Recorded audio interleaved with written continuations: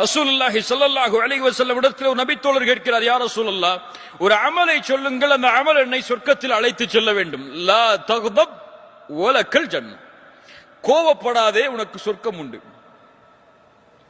உஇத்தத் லில் முத்தகீன், அந்த சொர்க்கம் அவர்களுக்காகத்தான் தயாரிக்கப்பட்டிருக்கிறது. அவர்கள் யார்? கோபத்தை விழுங்குவார்கள்.